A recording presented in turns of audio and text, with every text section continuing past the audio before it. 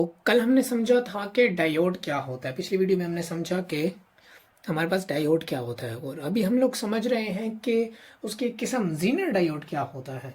अच्छा, Zener diode जो है ये हमारे पास special type of PN junction है जो कि हैवीली डोप्ड होता है। Heavily doped PN junction simple है वैसे ही जैसे कि नॉर्मल हमारे पास डायोड था, लेकिन ये थोड़ा सा ज़्यादा हमारे पास डोप्ड होता है। तो फॉर एग्जांपल ये मेरे पास एक नॉर्मल वाला पीएन जंक्शन है, PNN, और इस तरफ मैं बनाता हूँ ये वाला पीएन जंक्शन जो कि जीनर का है।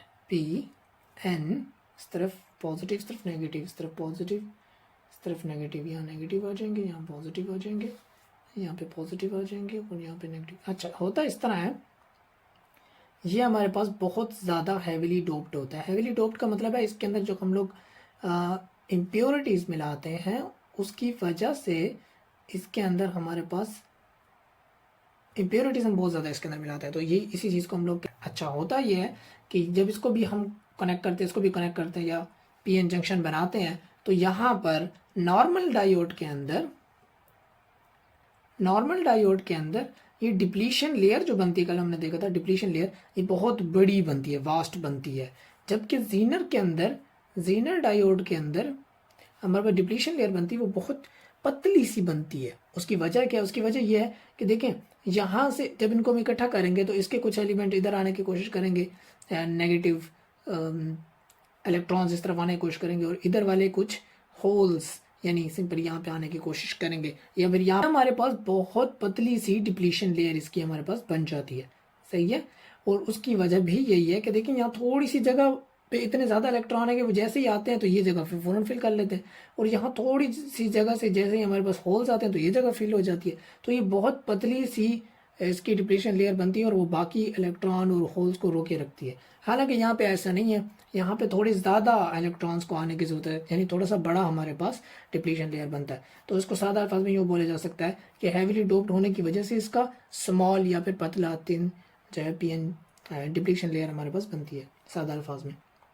चलिए इसका हम लोग देख लेते सिंबल क्या है। जिस तरह हम लोग नॉर्मल डायोड बनाते हैं कुछ यूं, ये नॉर्मल डायोड का सिंबल है, बस उसको हम लोगों ने ऐसे जेड बनाना है, एक ऊपर और एक नीचे यूं करके। कुछ लोगों ने इसको अपोजिट साइड के ऊपर भी शो किया है, तो वैसे भी देख सकते हैं और इस तरह भी देख सकते हैं। अच्छा, तो ये हमारे पास जीनर डायोड का होता है, ऐसे जी बना दे आप सिंपली, ठीक है। अच्छा, इसको जिस बंदे ने दिया था उस बंदे के लास्ट नाम के लास्ट में आता था जीनर, दैट्स वाई इसको जीनर डायोड बोला जाता है। तो हम इसका यूज़ क्यों करते हैं, मतलब क्या इसका क्या स्पेशल यूज़ क्या है? तो इसका वोल्टेज रेगुलेटर के तौर पर यूज़ करते हैं, वोल्टेज रेगुलेशन या रेगुलेटर के तौर पे यूज़ करते हैं, जो कि जिसका मतलब ये हुआ कि ये हमें जब भी आउटपुट है वो आउटपुट जो वोल्टेज देगा ना वो कांस्टेंट होगी। आउटपुट वोल्टेज इसकी होती है कांस्टेंट, आउटपुट वोल्टेज जो है वो इसकी कांस्टेंट है। ये मैं समझाता हूँ किस तरह से ना। तो और इसका एक चीज़ और भी याद रखनी है कि इसको जब भी हम लोग यूज़ करेंगे, हम लोग इसको यूज़ करते हैं रिवर्स बियासिंग के अंदर। रिवर्स बियासिंग इस तरह मैंने कल भी समझाया था। रिवर्स बियासिंग का क्या मतलब है? अगर यहाँ पे हम इसको कनेक्ट करें, यहाँ पे इसको कनेक्ट करें, इस तरफ इसको कनेक्ट करें और इस तरफ इसको कनेक्ट करें हम इलेक्ट्रिक फील्ड के साथ या फिर वोल्टेज के साथ, बैटरी के साथ, प्लस माइनस अगर है तो नॉर्मली करंट इस तरफ से उस तरफ जा रहा है, तो ये हमारे पास हो गया फॉरवर्ड बियासिंग। और अगर करंट हमारे पास प्लस टू माइनस हमने ये चेंज किया और यहाँ से करंट आ रहा है तो ये हमारे पास रिवर्स बियासिंग होता है। तो हम जो जीनर डायोड का यूज़ करते हैं, यहाँ मैं बना देता हूँ जीनर डायोड, ये रहा हमारे पास जीनर डायोड। जीनर डायोड हम लोग हमेशा नहीं, मेजॉरिटी ऑफ द टाइम जिसका मेन यूज़ है वो बैक साइड पे, यानी कि बैकवर्ड बियासिंग के अंदर ही है। यानी कि पॉजिटिव पॉइंट इस तरह होगा, नेगेटिव इस तरह होगा, तो करंट किस तरह मूव करना है, ऐसा, तो करंट उल्टा मूव करेगा। देखो नॉर्मल वाले केस में क्या था हमारे पास, इस तरह से हमारे पास था। जब हम लोग सिंपल डायोड लगाते थे तो क्या होता था, करंट कुछ यूं जाता था। यहाँ से जब करंट आ रहा होता था इस डायरेक्शन के अंदर, फ्रॉम एनोड टू कैथोड, इसको हम लोग एनोड कहते थे, और कैथोड को हम सी से नहीं बल्कि के से रिप्रेजेंट करते हैं, ये रहा के, एनोड टू कैथोड। हाँ, तो ऐसे करके करंट आ रहा हो तो फिर ऐसे करके अगर हमारे पास करंट आ रहा हो तो वो फिर अलाउड है, मूव करेगा बिल्कुल, क्योंकि ये डायोड काम ही ऐसे करता है कि एक तरफ के करंट को अलाउ करता है, अगर सिंपल वाला लगा हो, सादा वाला। लेकिन यहाँ पर हमारे पास लगा है जीनर वाला। तो नॉर्मल वाले के केस में इस तरह होता है कि अगर हम रिवर्स बियासिंग के अंदर लगा दें तो फिर वो काम करना छोड़ देता है, यानी कि वो फ्यूज हो जाता है, खराब हो जाता है। जीनर को बनाया ऐसे गया है कि जब ये रिवर्स बियासिंग के अंदर यूज होता है, यहाँ से जब इस तरह करंट आना शुरू होता है तो ये हमारे पास एक मजे की क्वालिटी देता है। यानी वो क्वालिटी क्या है, हमें बराबर यानी कांस्टेंट वोल्टेज देना शुरू कर देता है। सही है, तो यहाँ से करंट आ रहा है आ रहा है आ रहा है, करंट की वैल्यू बढ़ती जाती है, लेकिन जो उसका वोल्टेज है वो सेम रहती है, वोल्टेज को नहीं बढ़ने देता।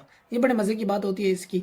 तो हम इसको यूज करते हैं इन रिवर्स बियासिंग। जब हमारे पास करंट उधर से आ रहा है तो हम इसको उल्टा करके लगाते हैं ऐसे, ये वाली साइड हमारे पास फ्रंट पे होती है, तो इस तरफ से करंट आ रहा है, इधर आएगा, और यहाँ से वोल्टेज को सेम करने के लिए, तो वोल्टेज रेगुलेशन के लिए हम इसका यूज करते हैं।